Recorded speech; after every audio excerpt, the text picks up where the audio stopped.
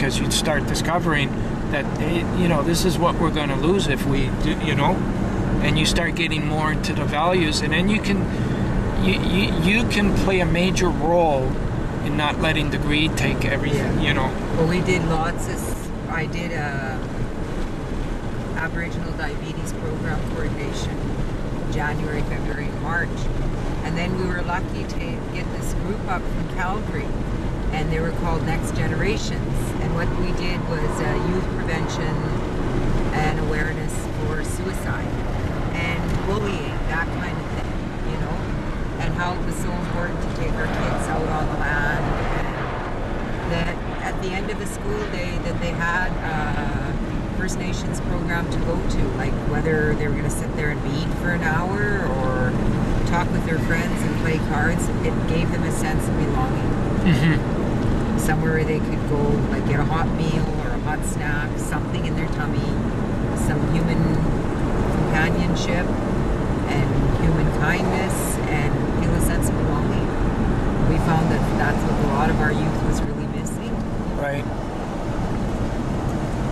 What are they developing here, Vita, or what's... This was open pit, and what they're doing here is they have to restore this back to its point of origin. Uh-huh. Yeah. They're going to have to flatten these right out, and I don't know how they got that by the government to leave them open like that. Mm-hmm. Because I drove back there, and there's a number of them back there, and in the area we went, like not as deep and big as these ones. But the community that I was raised in is, I'm from the South Slave, I'm from Hay River. Right. And my community was, we were raised on mining and trapping. My dad also chose traditional lifestyle. Every day after school we went out trapping on the land. Whether you were a boy or a girl, it didn't matter. You were going out. So I'm grateful to have that skill now. I don't know if I could actually trap, George. I don't know how to check traps, but... Well, it would come to you again if you had, if you were stuck. That's what my friend Joe says. You talk about people moving up here. I met a guy here in February, and he actually did some mediation negotiation for me. And he really liked it up here. He liked the energy. He moved here, George. Mm-hmm. Yeah. Where was he from? Manitoba. Oh, okay. Yeah. He's a medicine man. Like, he does his own sweats, and he's a pipe carrier, and does Reiki, operates a lot with energy, eh? Yeah. And I said, I think this is a wonderful place to be. So now when you go to Iqaluit, how long are you there? I'm not going to Iqaluit. Where are you going? This is my last stop. This is it, and then back to Toronto? That was the final steps there, Vita. Oh, wow. That's why I'm saying I planned to get, that's the way I planned it, to get to Iqaluit, you know, and that was my next final stop.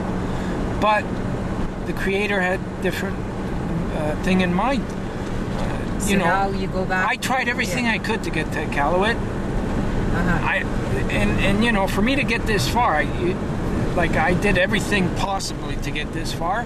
But this is my final. Yeah, this is my final stop. Yeah. I was supposed to end here. So how and when are you going back to Toronto? Friday, I got to get on the 7:15 plane, and then from Edmonton, make my way back. Guess what I have in Toronto? About 40 minutes from you. The most precious little granddaughter. She lives on the Six Nations Reserve. My son lived in Brantford for 10 years. Brantford? Really? Yes.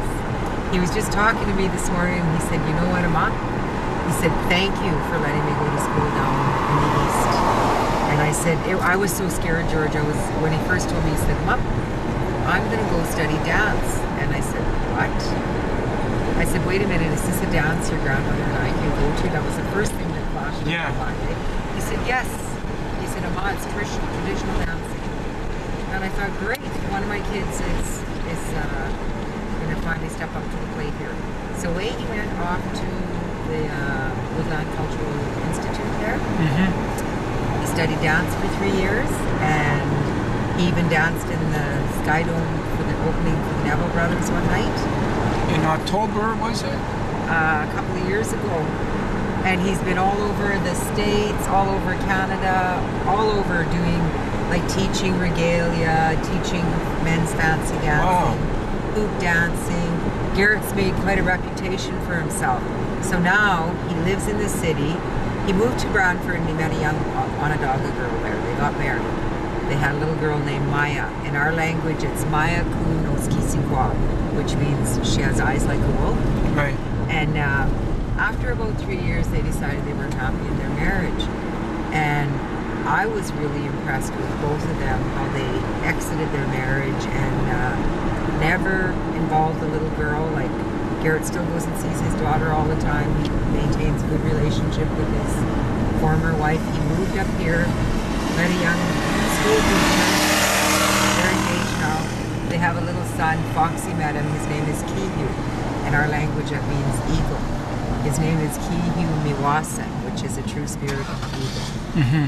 And so anyways... do you know what Vita means? It means light. Yeah. Yeah. And who would have thought little Indian girl from the old town would have had such a big Italian name, eh? Yeah. And I said to my mom, what the hell were you thinking?